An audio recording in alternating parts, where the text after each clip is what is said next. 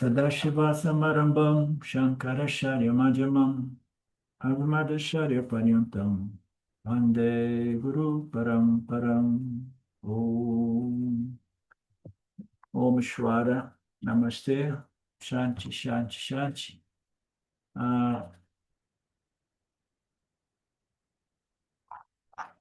Okay, we have seen the verse 17, the devotee who neither rejoices nor grieves, neither desires nor hates, and gives up good and evil, is a wise man, is a wise woman, and therefore has understood his or her own nature as identical to mine. So there is intimacy in the sense that there is no distance or separation. So you are consciousness Brahman, and you know that. Therefore, Krishna, speaking the name of Brahman, says that they are very close to me, or they are the same with me.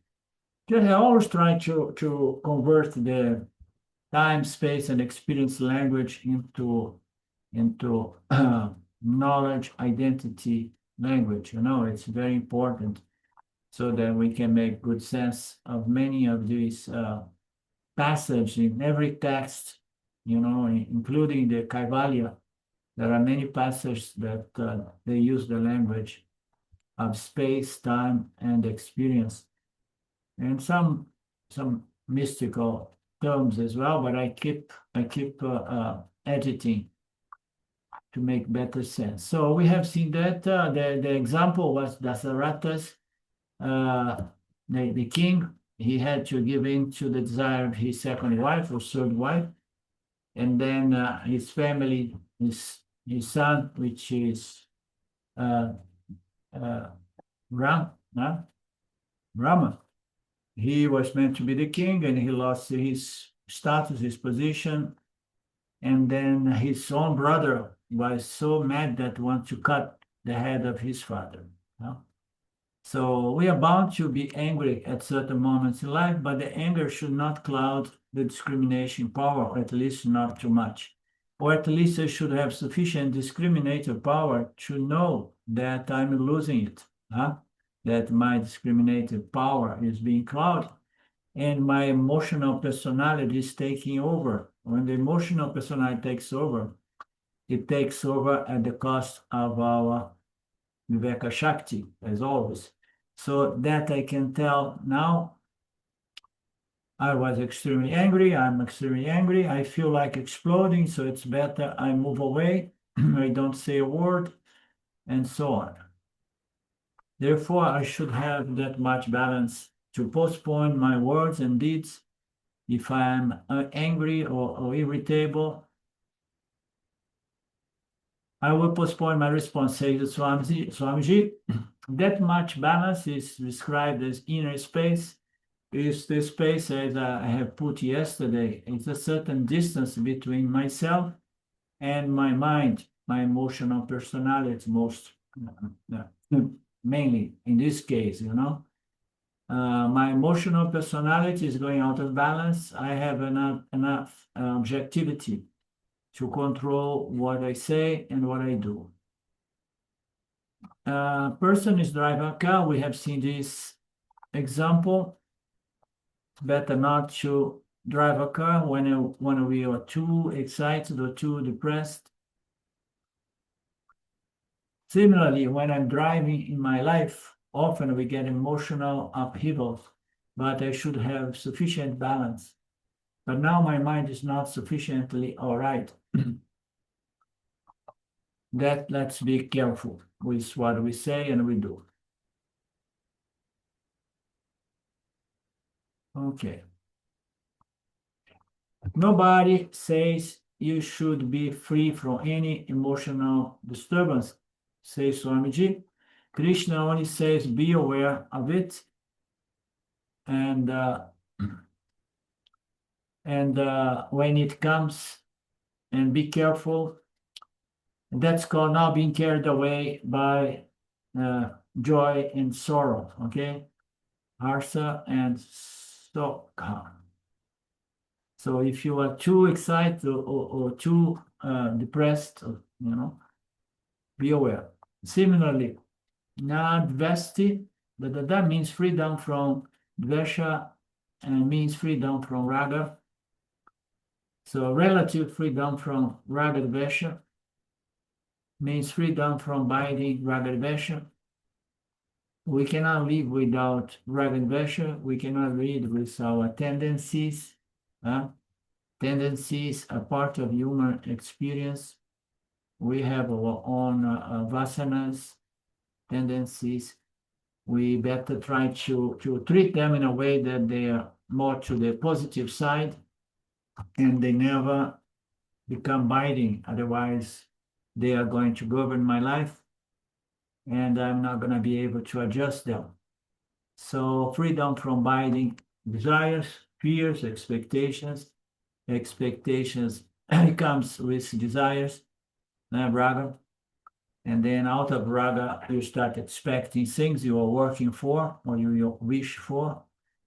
And the same thing with negative ragas, which is aversions. So you get expectations about avoiding certain things, So that's the game of life. It's not easy.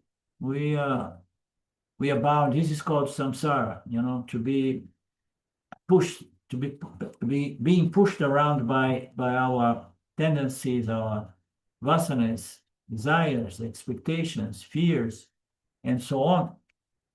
And to become a master of all of that is something that comes with self-knowledge. Even with self-knowledge, still, Swamiji puts here and there that nobody is going to be completely pure or master of any of these desires, fears, and expectations, but never allow them to become binding. Here also, we should be careful. Nobody can be totally free from desires and expectations. Everybody's going to have some to certain degrees. So what I should have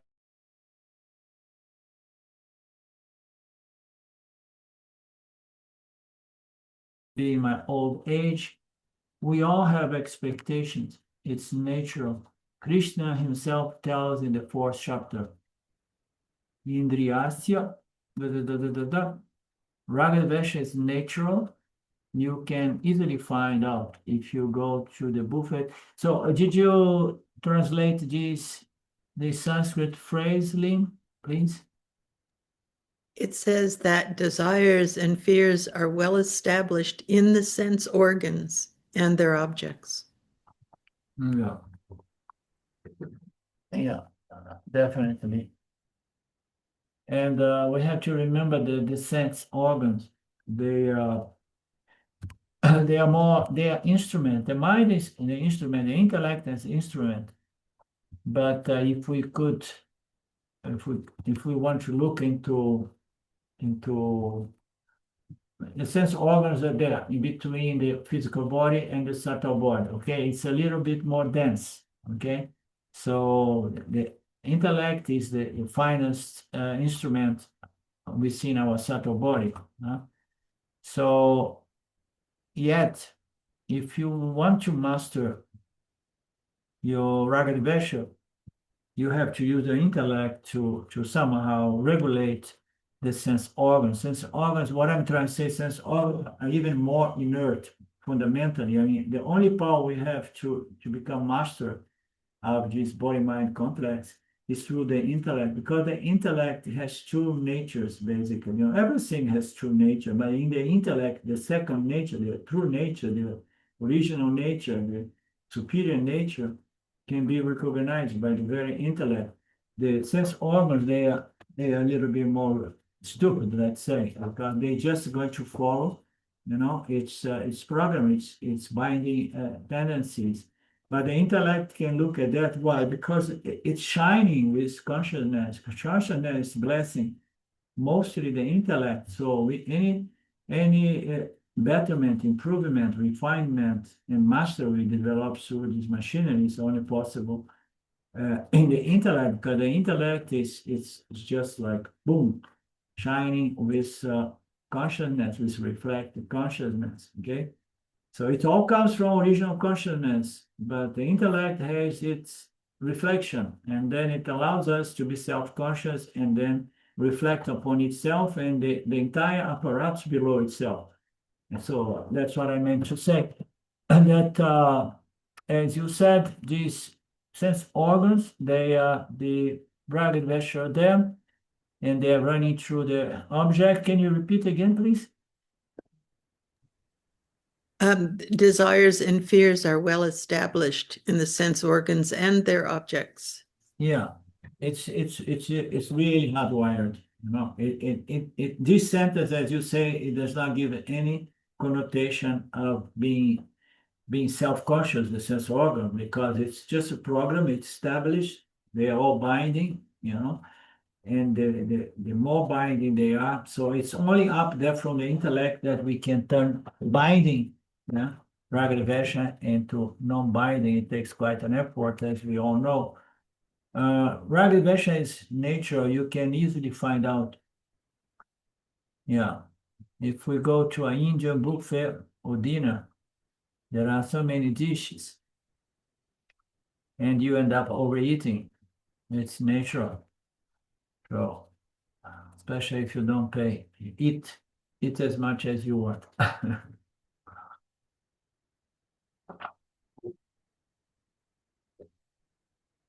Okay.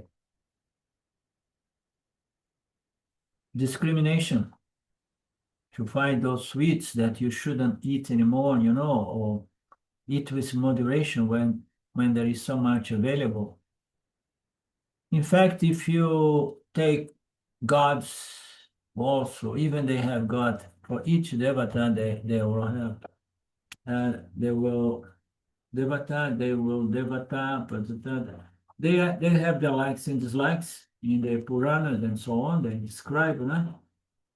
So some foods are favorite to different deities, and this is all human projection, as we know. Even gods have favorite dishes. It's just an indication that we project these deities as human beings. We create God upon as our own image somehow.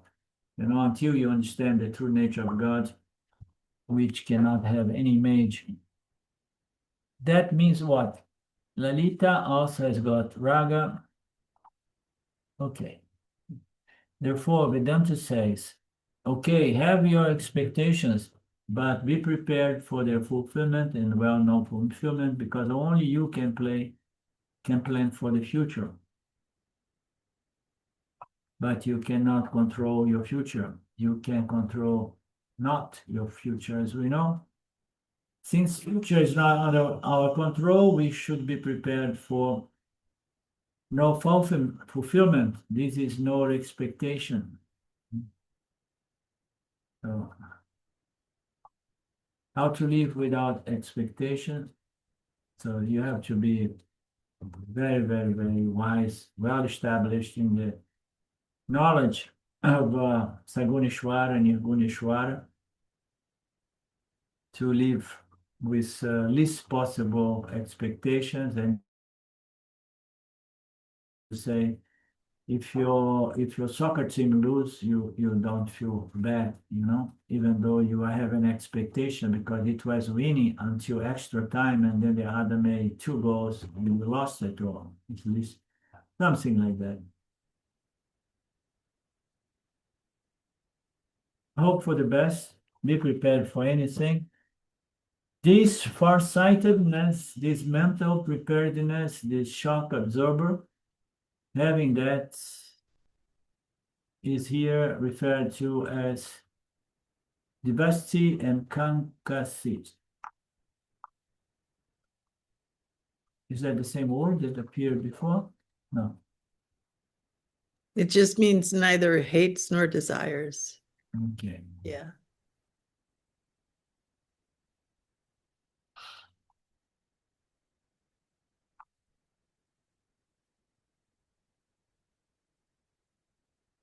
Okay. Such a person is free from binding, likes and dislikes, binding, ragged version.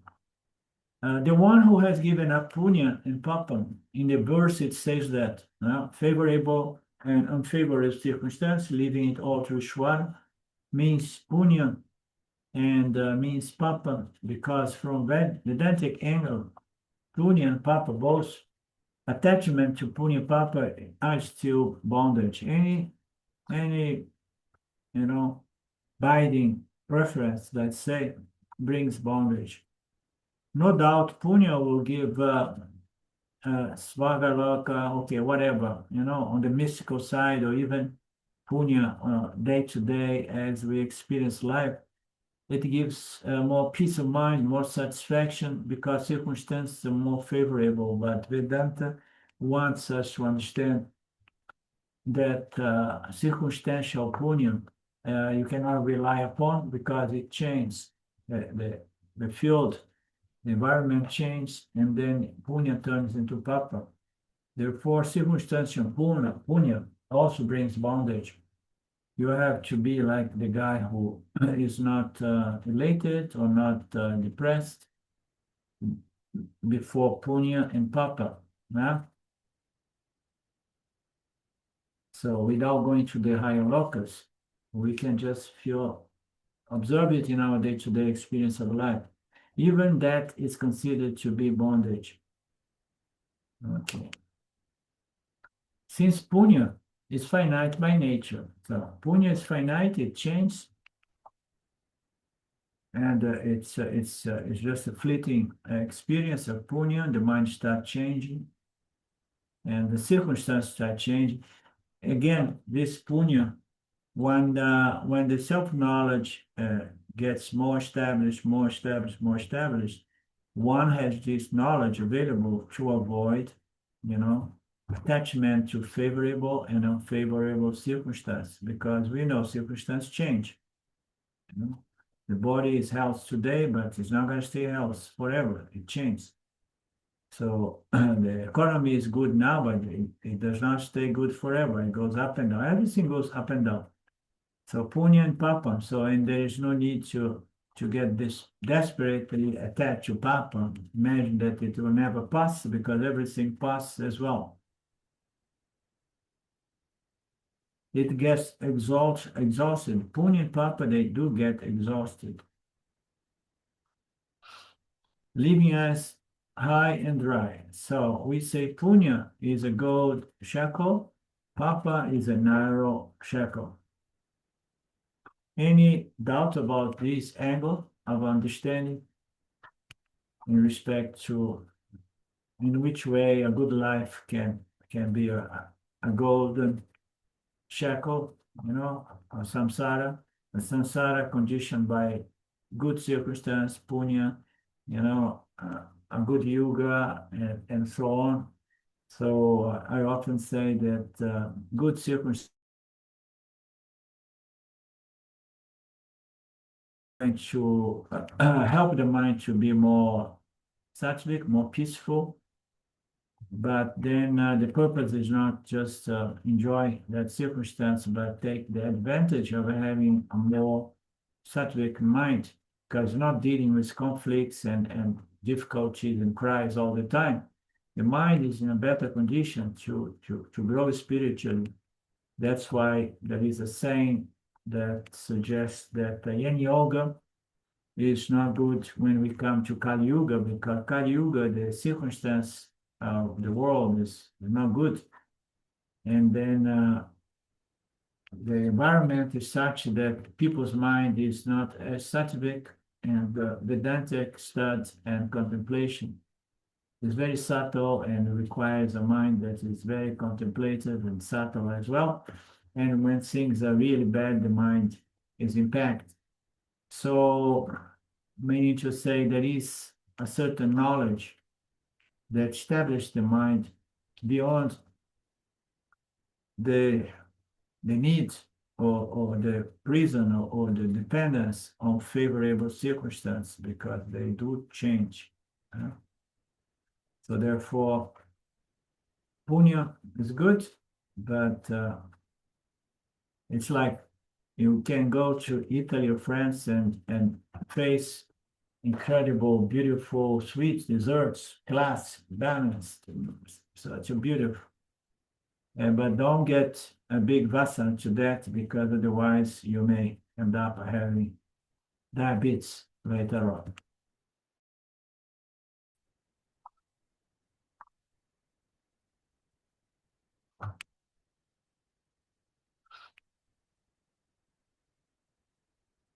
Okay, so it reminds us of his joke of doesn't matter if you have a shackle that is iron, because a shackle is a shackle. Like in Saudi Arabia, people, they may have their head cut either with an iron sword or a golden one. The, the head is going to go off in any case, meaning to say to be uh, dictated by attacked by punya papa, I want punya, I want favorite, and favorite. It's a problem. You're gonna get a samsara in the same way. You're gonna get you're not going to grow. You're gonna be bound to certain preference, such as I want punya, punya.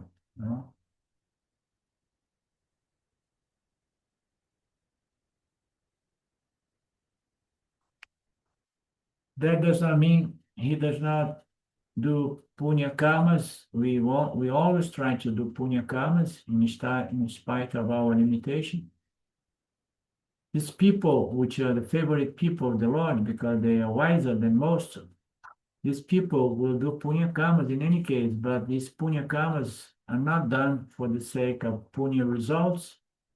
They are going to do punya because they like to do good actions, good contribution, irrespective of its results. And in the case of a sadhaka who is a real good kamyog, is doing punya satvik or dhammic karmas, not for the sake of getting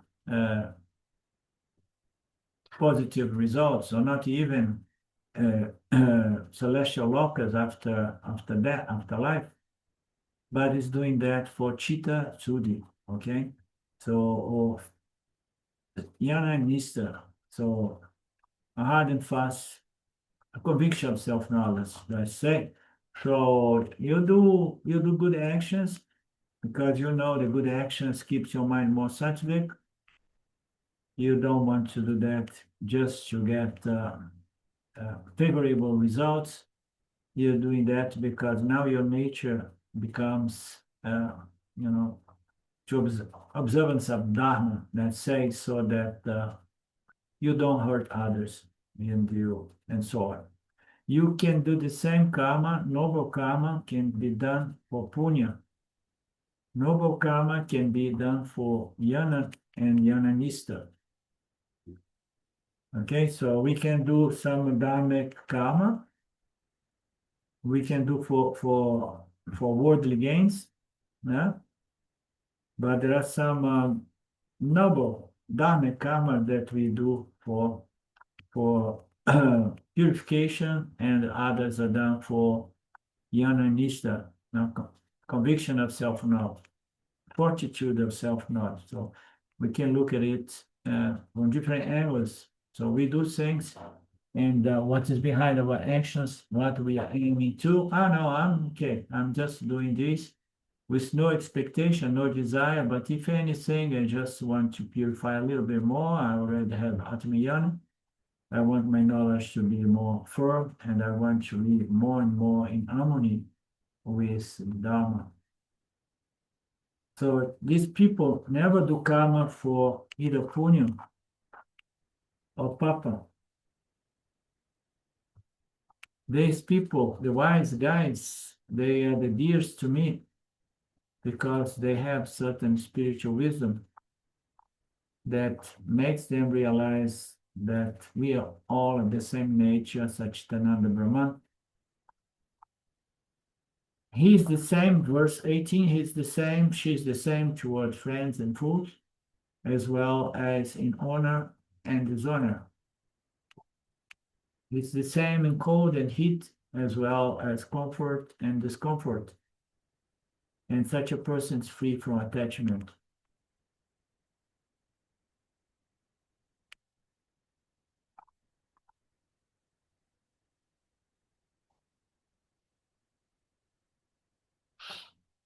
Okay, friends and fault, I think we have looked at it in the previous verse, no? Some people are going to like you, some people are not going to like you. We cannot control that. Uh, so if one has a weak mind or personality, one is going to suffer. And if people do not like them or do not validate them or give them a good feedback, no? So, and you cannot control. You may be a saint, but still there are some people that are going to hate you. Look what happened to Christ, yeah, according to history. So you may be wise, but people may hate you. Some people may hate you. So having understood that, one does not expect people to like you. And furthermore, with self-knowledge, what I observe is without self-knowledge, most people, most of us, we have, we are needy, emotionally needy. And then we depend on people's love, approval, validation, sympathy, and so on. When we don't have self-knowledge, we are begging for those things usually. We can't stand on our own very much. So we want to gain the sympathy. I have a student in Brazil here that she had this thing. She's good, she has a good, straightforward mind and so on, but she had this weakness. In English, we say it's like people's pleaser. He's always trying to say, to see what say and not say. One thing is to measure your word, not to hurt any people. Another thing is measure your words, not to lose your sympathy from other people. I mean, you cannot compromise, many times you cannot compromise what you're saying just so that you have the sympathy of the people, because you're going to say one thing for one person because you know that person, you know what can be said, what cannot be said this person, and then you have to say, and you're going to go crazy. You have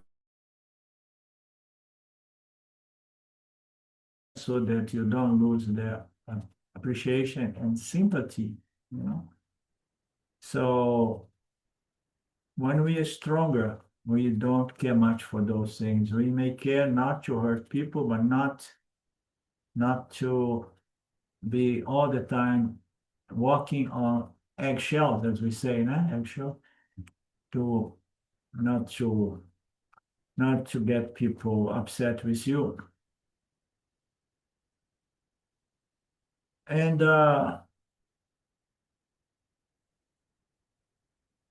once we get more established in self-knowledge and then more purification, and we care less and less because that neediness of human personality is healed, and you can just say what you say, not necessarily being hostile or rude.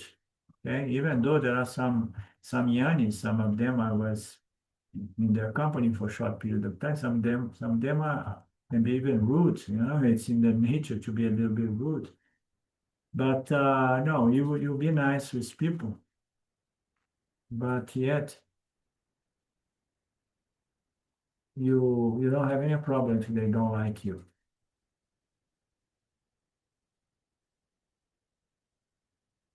Honor and dishonor is more or less on the same line, because if people like you, they are going to offer you respect. If people do not like you, they are going to offer you dishonor or disrespect. So how are you going to control that?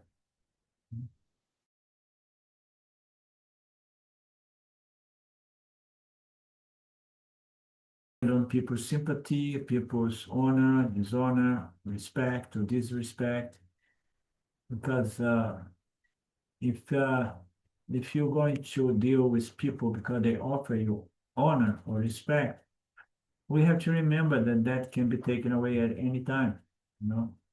People may be honoring and respect you now, but without you noticing, how many times it happens that somebody that we always say hi, hi, hi, hi, stop talking to you and you have no idea, but you start thinking like, what did I say or do that has caused that upset or something like that? And then you go, you ask, so said something wrong? Did I upset you? Oh, no, no, it was my own mood.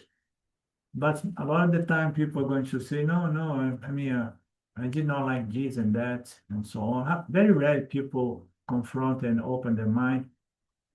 But the fact is that respect and honor can be taken away at any time. Diane Nanda used to elaborate a lot on that. It is a big trap, big trap. And then he's the same in cold and heat, meaning to say he does not complain about too cold or too heat, knowing that all opposite pairs are there. There is nothing we can do about that. The cold and heat is often present because it's one of those sensory experience that we have. Too cold, we don't like. Too heat, we don't like. We would like to live in an eternal spring, but there is no such a thing as eternal spring. So, and then we have to deal with the comfort and discomfort of all opposite pairs or all experience going to one extreme to another. And such a person, he has a sense of equanimity towards these opposite pairs in terms of experience. And it has this sense of equanimity because it is free from attachment. And why is free from attachment? Because it does not have any binding preference or binding expectation or binding desire. She accepts things as they come. You understand? Some things are good, comfortable, some things are not good, uncomfortable. And there is very little we can do about these things. Everything is based on understanding the nature of Nietzsche, the nature of Saguneshwara, delivering our parabadas from moment to moment, and furthermore, understanding the true nature of the self, which is the light of consciousness, witnessing all pairs of opposites and the experience in regards to the Jivati. I was putting it in terms of during this last seminar being a spectator watching a play on the theater or in the movie. When you're a spectator, you don't attach to the players, and you don't suffer when your favorite player was assassinated or got ill and died for, you're just a watcher, a spectator. So the one who has same attitude towards a friend of a foe, of course, a Yanni does not look upon anyone as his or her enemy. A Yanni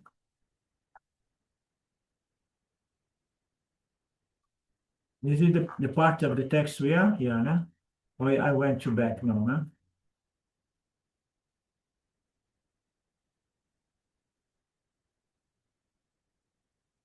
I'm on the right page. Yeah, I think so, but I've just lost my page. Can you remind me what page it is? My machine just jumped. Yeah, I moved here, lost my page as well. So we need Lynn to guide us. What's the paragraph? Well, I think we are on still in my text, maybe starting on the second paragraph of this verse. What page is it, Lynn? Yeah, okay. Page, I don't know, because I don't have the same text. Page 2254. Okay, thank you. So the one who has the same attitude, of course, Ayani does not look upon anyone as his enemy. Yanni does not have an enemy. If you transcend the notion that some people are my enemy, usually you have to transcend the idea that these people are my friend, When you really move away from any attachment, there's not much attachment to the concept, Jesus is my friend and that is my friend, because you know that a friend today may become an enemy tomorrow as well, you know. So if you go if you do not look at anyone as your enemy, means to say you have an adversary there, you also do not have rather towards friends. You know that those are concepts. People may behave friendly to you today, but not necessarily tomorrow. It's a freedom from any ties to anything, you know.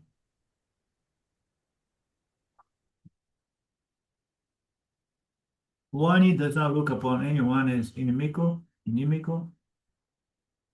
but the other people may consider Yanni inimical. There's nothing Yanni can do about that. Krishna may not look upon Duryodhana as a Satru, but Duryodhana looks upon Krishna as an enemy. So, if the Yanni does not look even somebody so hostile towards him as an enemy, so how he is going to look upon everybody else? The same way, you know, it's just people being moved by their own ignorance, their own prarabdha, their own vasanas, and what to do. If people are gonna do what they're gonna do, you look at it, and again, the story of Jesus, and as they say, the story says, supposedly he knew that they are going to come to kill him, and he says, so let it be. I mean, people are moved by so much ignorance here. You know, let them do what they got to do. Friendly people may do favorable things to a Yanni. Inimical people may harm the Yanni, and whatever be their response or action, Yanni is the same. So he's not really excited about people doing favorable things, neither much attached to that expectation or fearful about people doing unfavorable things.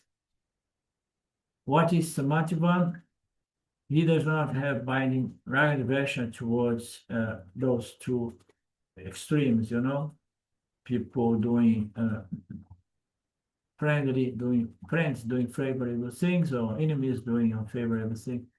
So it's not binding. He does not hate a person. He does not get attached to the person just because the person is friend. He's doing the concept I was trying to say when I went to the other side about the friend. Here he puts it clearly. He does not get attached or offer a special sympathy to a person who just because the other person is very friendly right now. Equanimity is equanimity towards both, you know. So you just look at what it is, the way it is. So because more often than not, we tend to massage the ego of those who are very friendly and doing very, very favorable things to you. One feels like, oh, this is good. This person helped me so much. Let me, you know, show my sympathy and a little massage here and then his ego and so on.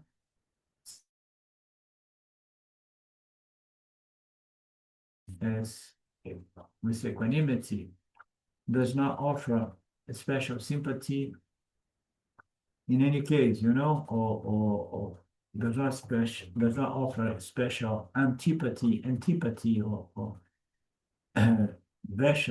aversion towards the people who are inimical to him. Therefore, Samatyavam, it is equanimous.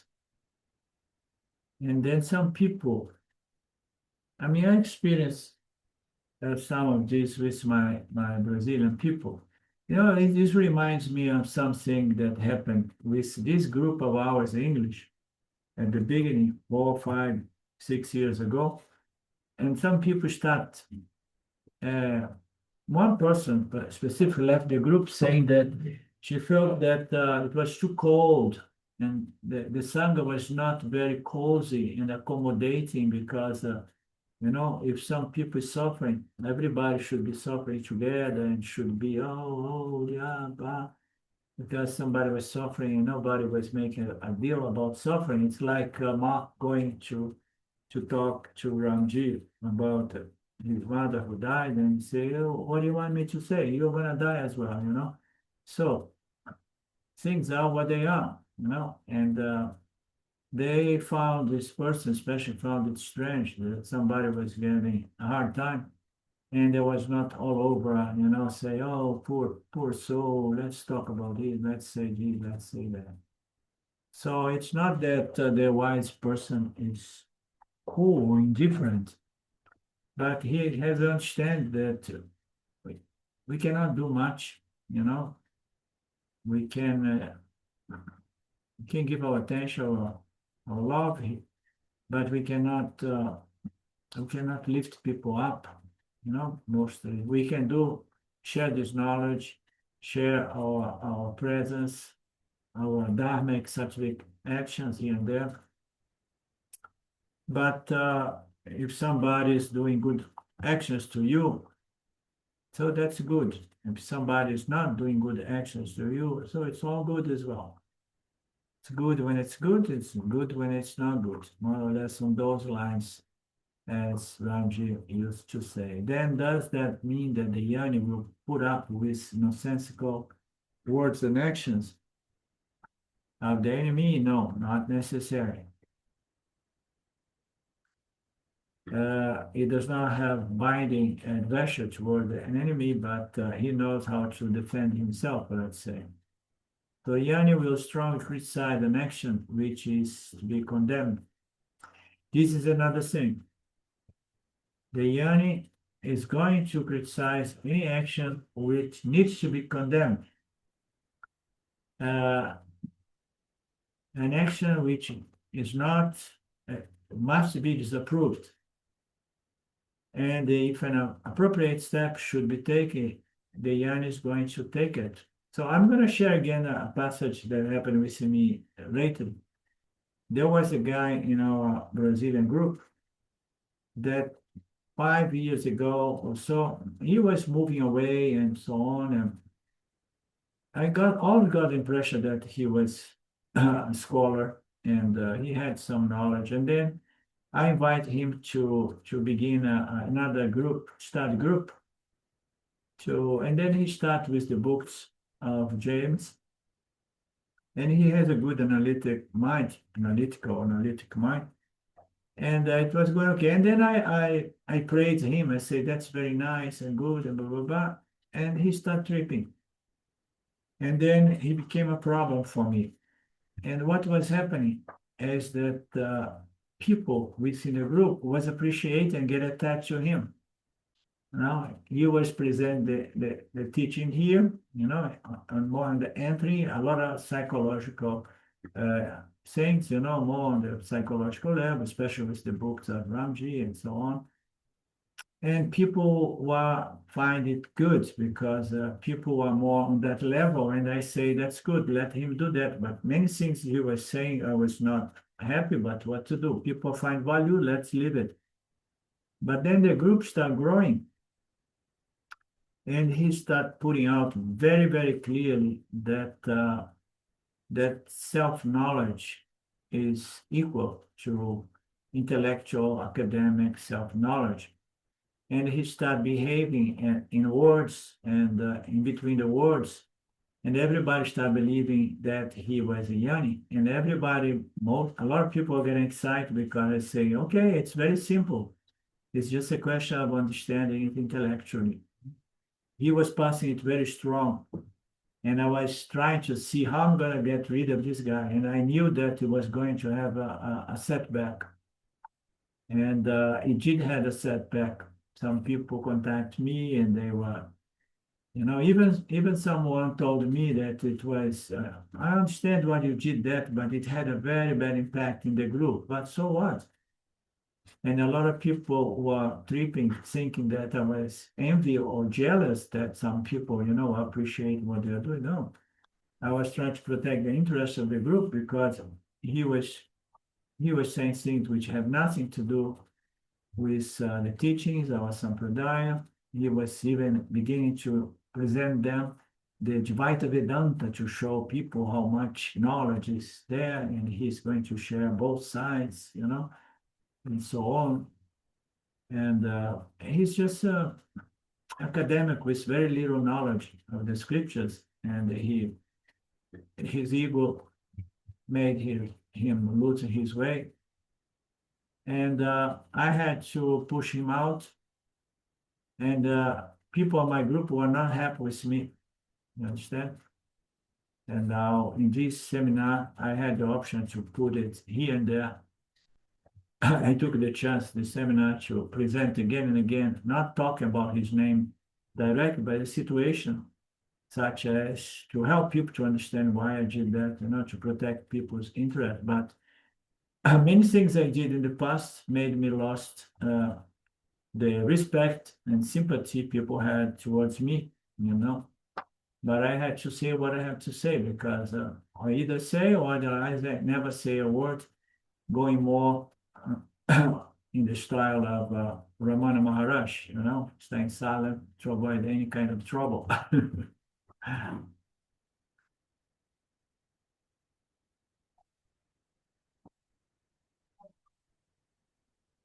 So the Yan is going to do certain actions that are not politically correct, but if he needs to be disapproved or condemned, he will do it because he has no hooks with other people, If he disapproves and if he needs to be taken action, he will take an action. But even the worst step is taken without even a iota of hate towards the other.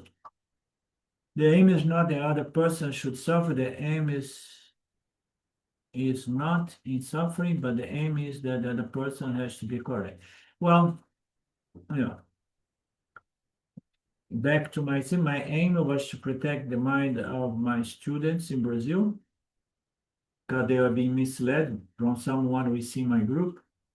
And I tried to, I had a good conversation with this guy. He told me, it's many years I don't feel to be your student. And I came to know that he was saying that he was young and he did not need Karma Yoga, he did not need this.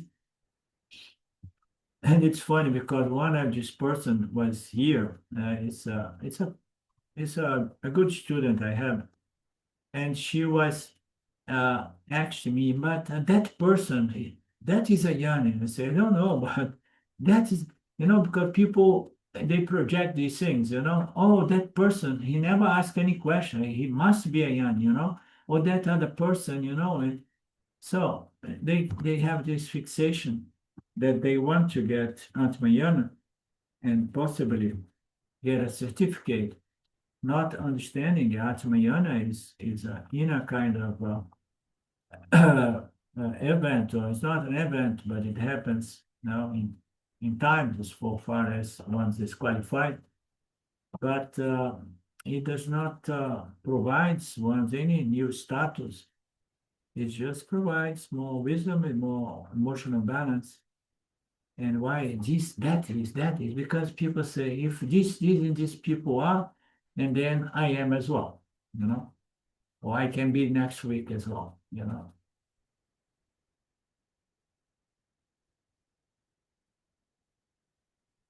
Remember the example of mother punishing the child. The mother is not happy to do that, but believes that the child needs to learn that lesson. The child has become too nonsensical, and the mother needs to do that with compassion.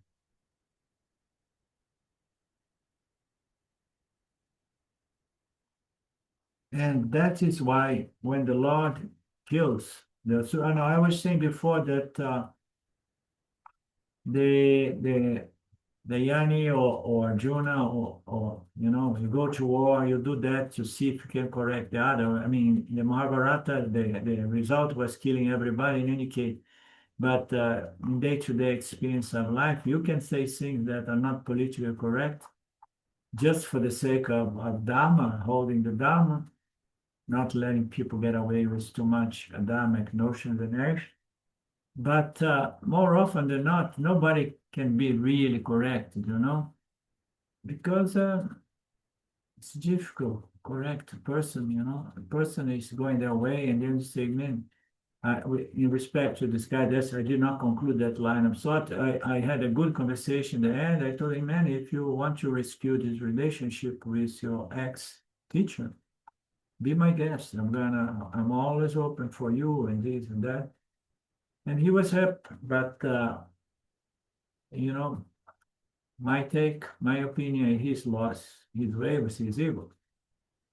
And it takes a long process, a spiritual, religious lifestyle, association to the Lord, understand the nature of Saguna Ishwara, so that we can somehow implement self-correction, Who's going to correct you?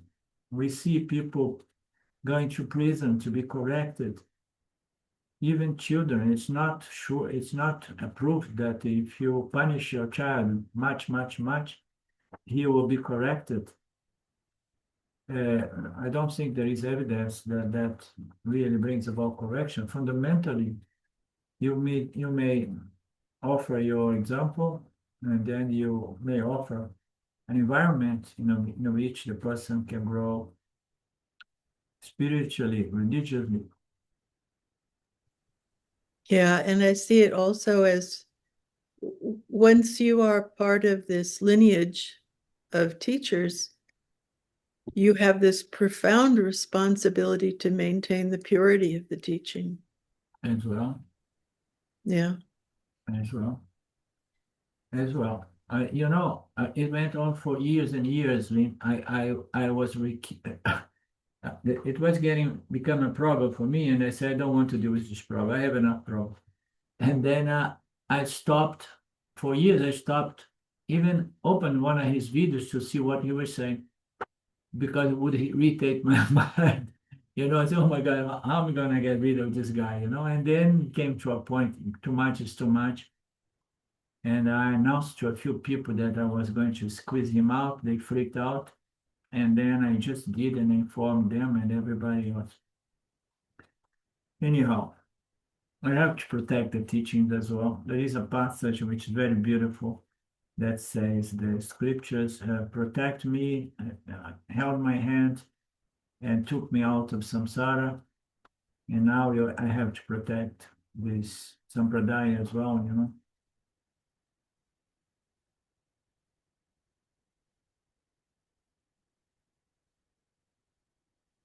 Remember, love compassion does not mean putting up with nonsense. It's a fine line. How to help people to get better and correct themselves, So much love, so much patience, so much compassion.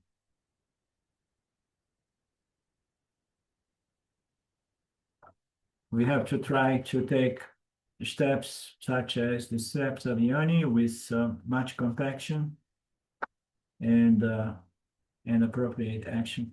And that's why when the Lord kills the asuras, they generally use the word moksha instead of vadam or putam, moksha. So these two words, vadam and putam, is what it means. Vadam. Vadam means murder, or I think. Yeah. Or killing, and the other I'm not sure.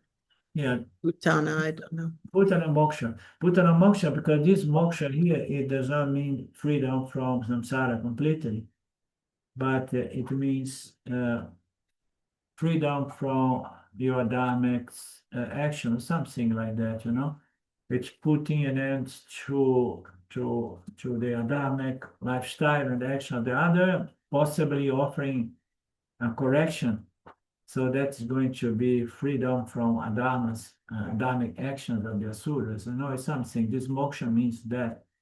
Moksha means through punishment, the Lord is removing purity. So punishment, in theory, would help to remove people's impurity. Moksha here does not mean Vedantic moksha, freedom from samsara. Remember, it's just freedom from excess of impurity that's compelling me to do too much Adamic actions. But as we know, the only freedom is through Atmayana. And a lot of things can be suggest for people to develop more purity so that they can get better qualified for Atma Vichara, and then Atmayana becomes a potential, accomplishment. But still, you do things not for the sake of punishment, and I see it more like nobody can really reform the other or really correct the other, as it was saying here, But you can do things to a certain degree to try to protect the Dharma, That much you can do. So it's like if you have people that are so unhuman to the point of abusing of children, you must expose that, not with hate to the person, but with love for the structure of Dharma, and to prevent more people, even more people to be harmed by such a thing, things like that.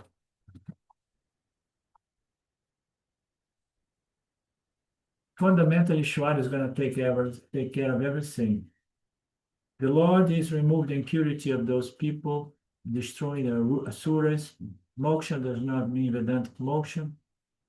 And so, similarly, one who is equanimous with respect to mana, honor, and dishonor. This is another problem. Whether honor comes, there is a possibility of dishonor. And when you are an ordinary person, dishonor will not feel. When you are an ordinary person, dishonor will not feel very much. But when you are honored, and higher, your dishonor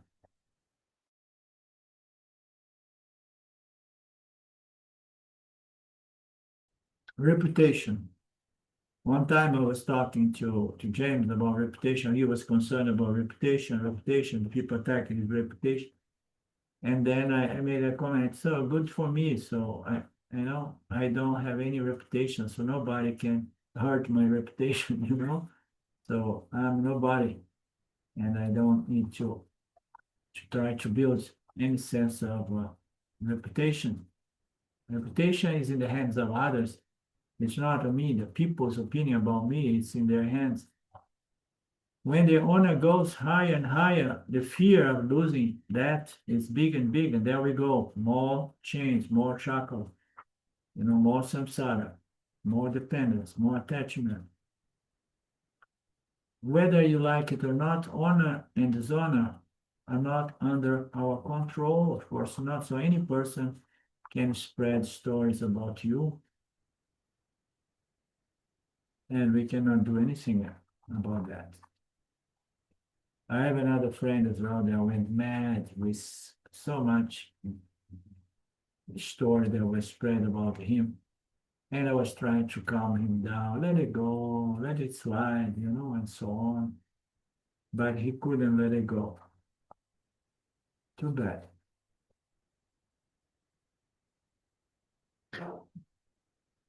Krishna faced apamana. Even gods have faced it, dishonor. And we can never totally avoid that. Therefore, we have to be mentally prepared. In Jataka, horoscope, they say that this person has to suffer dishonor. Yeah. It's better not even get involved with these notions and honor and dishonor, because it doesn't matter why you want to lose your power, put it in people's minds so that you will depend their approval, disapproval, honor, dishonor, respect, and respect. Just keep your power within you. You know who you are, you know as a human being, your virtues and your defects don't depend on people's opinions and so on. Better to go through that. There is no other way. Often such situations of dishonor come in life, and you say, okay, it is a test. It's again, I was looking to see how attached I was to my self-image, to my reputation. And one who swallows or transcends both, one who is detached from both honor and dishonor, is living a balanced life, equanimous life. And this is only possible with spiritual wisdom. Cold and hot and cold, the pairs of opposites, all pairs of opposites. Life, this is a nice sentence. Life is nothing but a series of pairs of opposites, circumstances showing before us. They are known in science by Jivandavas. So what are these pair of opposites? All kinds, even birth and death are the two ends, but it can go as simple as small and big, hot and cold, good and evil. So all pairs of opposites are there. These pairs of opposite things is very interesting because we cannot say that it appears that some of these pairs of opposites manifest there within the Vyavaharic, such as birth and death. Every creature is born and die, So it's one of the most fundamental laws. But there are many others that is good and bad, beauty and ugliness. There are many others that are more on the psychological level, short and tall. There's a more like physical evidence of thing. But there is a psychological construct that says, if you are tall, you are superior. If you are short, you are inferior. If you are beautiful, you are superior. So there are a lot of projections, or most of these opposite pairs are projections of human mind, And then there are some that health and sees, So that is more objective. Gain and loss. Coming together and getting away, union and separation. Life is a series of pairs of oppositions. Nobody can escape. And they because those are, since it's conceptual, they always lean on its opposite, They say union coming together can only stand against separation, and every one of these pair opposites, they are concepts that leans upon their opposite. Therefore, we can only prepare our mind to accept all these dualities in terms of pairs of opposites.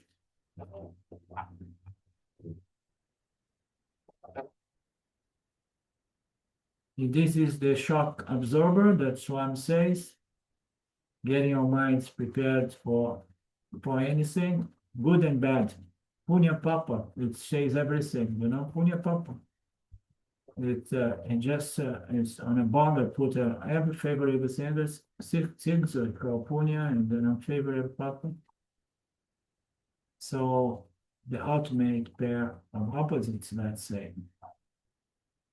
Shock absorber, we need to become a Bhakta. It goes through the 3-4 levels of Bhakti Yoga. And then we develop this equanimity, which is totally dependable on this spiritual religious wisdom. Okay, so we stay here.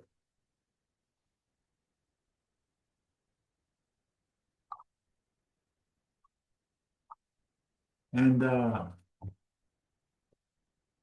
we good for Friday, or you prefer any other day? All right, Mark? Okay, Yeah, Friday's good for me, thank you. okay. Om Purnamada Purnamidam Purnamudachyate Purnasya Purnamadaya Purnameva Vashishate Om Shanti Shanti Shanti Om Namaste. Mm. We meet Thank you, soon. Arlinda. Thank you. Yeah. Bye bye. Much. Okay, Bye-bye. bye now. Oh, Lynn, I will put you in the in that group, okay? Thank you. Okay. All right. Bye bye.